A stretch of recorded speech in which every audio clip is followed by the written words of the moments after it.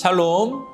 여호와께서 너를 지키시며 내 오른편에서 너를 보호하시니 낮의 해가 너를 해치지 못할 것이며 밤의 달도 너를 해치지 못하리라. 여호와께서 너를 모든 위험에서 보호하시고 내 생명을 안전하게 지키시리라. 내가 어디를 가든지 그가 너를 지키실 것이니 지금부터 영원히 지키시리라. 아멘. 시편 121편 5절에서 8절을 현대인의 성경 번역으로 읽어드렸습니다. 하나님은 우리를 지키시고 도우시는 분이십니다. 한 주간을 마무리하고 주일을 준비하는 토요일에 하나님의 은혜 안에서 기쁨이 넘치고 평안하시기를 주님의 이름으로 축복합니다. 말씀을 읽겠습니다. 예수를 잡은 자들이 그를 끌고 대제사장 가야바에게로 가니 거기 서기관과 장로들이 모여 있더라.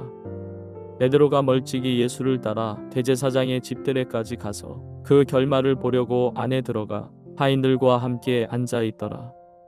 대제사장들과 온 공회가 예수를 죽이려고 그를 칠 거짓 증거를 찾으매 거짓 증인이 많이 왔으나 얻지 못하더니 후에 두 사람이 와서 이르되 이 사람의 말이 내가 하나님의 성전을 헐고 사흘 동안에 지을 수 있다 하더라 하니 대제사장이 일어서서 예수께 묻되 아무 대답도 없느냐? 이 사람들이 너를 치는 증거가 어떠하냐 하되 예수께서 침묵하시거늘 대제사장이 이르되 내가 너로 살아 계신 하나님께 맹세하게 하노니 내가 하나님의 아들 그리스도인지 우리에게 말하라.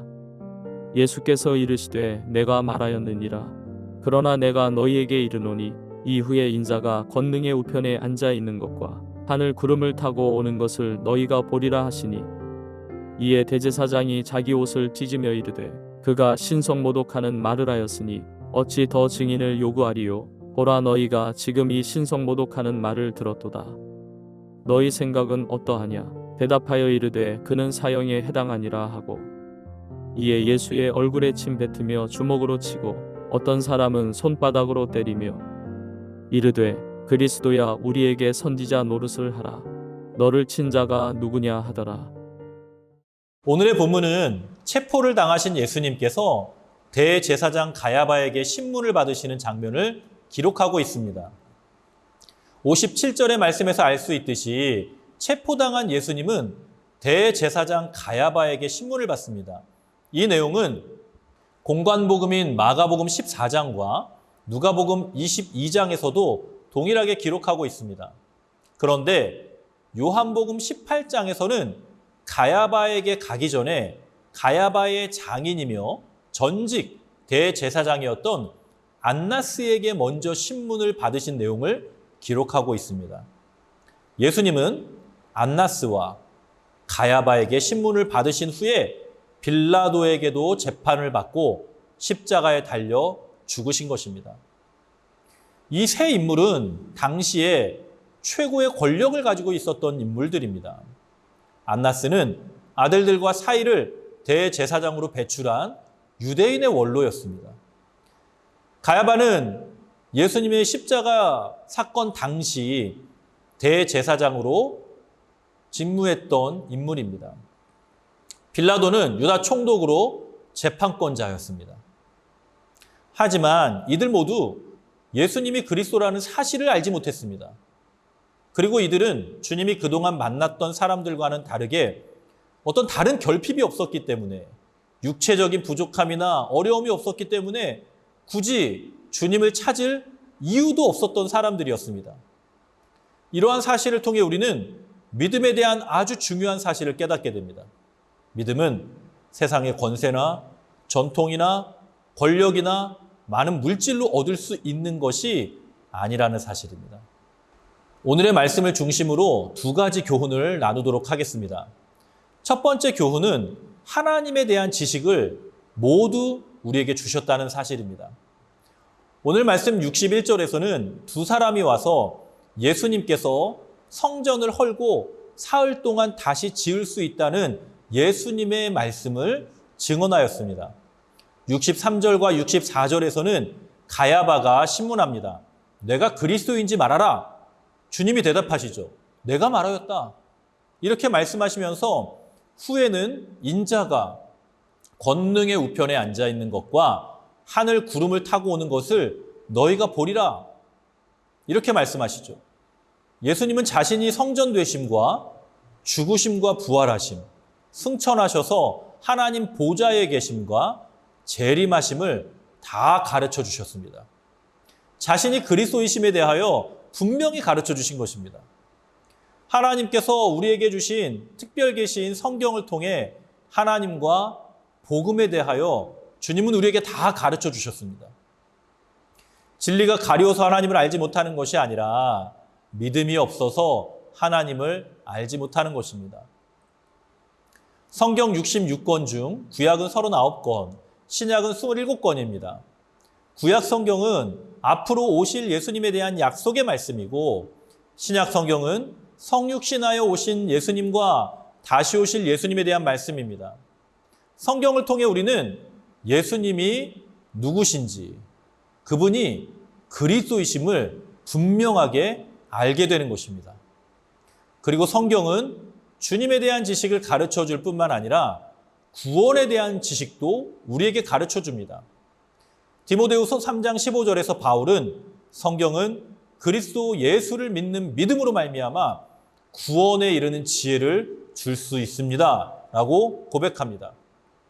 두 번째 교훈은 믿음의 눈으로 주님을 보아야 한다는 것입니다. 오늘 본문에서 가야바는 예수님께서 메시아 되심을 다 가르쳐 주셨음에도 불구하고 주님을 알지도 믿지도 못했습니다. 오히려 진리를 거부하고 주님을 신성 모독자로 몰면서 핍박하였습니다. 그리고 더 나아가 자신뿐만 아니라 그 신문에 참여한 사람들에게까지 선동하여 예수님을 핍박하도록 하였습니다.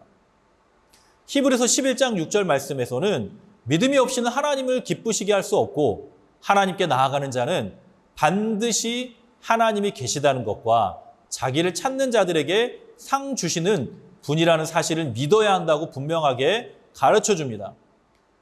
로마서 5장에서는 유대인의 조상인 아브라함에 대하여 말씀하면서 아브라함은 다른 것이 아닌 믿음으로 의를 얻었고 믿음으로 하나님께 영광을 돌리며 약속을 확신하였다고 말씀합니다. 로마서 5장 20절의 말씀에서는 이렇게 기록합니다. 그는 하나님의 약속을 믿고 의심하지 않았습니다. 오히려 그는 믿음이 굳세어져서 하나님께 영광을 돌렸습니다. 성도는 믿음으로 사는 자들입니다. 로마서 1장 17절에서 바울은 하박국 선지자의 글을 인용하면서 오직 의인은 믿음으로 말미암아 산다라고 고백하였습니다. 유명한 찬양의 가사에서도 이렇게 고백합니다. 내게로부터 눈을 들어 주를 보기 시작할 때 주의 일을 보겠네. 모든 시선을 주님께 돌리고 살아계신 하나님을 느낄 때 내 삶은 주의 역사가 되고 하나님이 일하기 시작하네. 사랑하는 성도 여러분, 우리는 우리의 삶을 믿음으로 살아가야 됩니다. 주님만 신문을 당하고 핍박을 당하는 것이 아닙니다. 주님을 믿고 제자의 삶을 사는 성도들에게도 세상은 때로는 등지기도 하고 손가락질을 하기도 하며 핍박하고 조롱할 때도 있습니다. 그럼에도 믿음의 눈으로 주님을 바라보며 인내하며 믿음을 지키는 삶을 살아야 하는 것입니다. 우리의 모든 삶에서 세상이 감당하지 못하는 믿음의 삶으로 승리하며 나아가는 모든 성도님들이 되실 수 있기를 주님의 이름으로 간절히 축복합니다. 함께 기도하겠습니다. 살아계신 아버지 하나님, 너무나도 감사합니다. 모든 것이 하나님의 은혜입니다. 하나님의 말씀을 통하여 하나님이 우리의 하나님 되심과 예수 그리스도의 복음을 우리에게 다 가르쳐 주셔서 우리가 이렇게 구원을 얻고 믿음의 삶을 살아가게 하시니 너무나도 감사를 드립니다. 하나님 아버지, 우리가 우리의 시선을 들어 믿음으로 주를 바라보는 삶을 살게 하여 주시옵소서.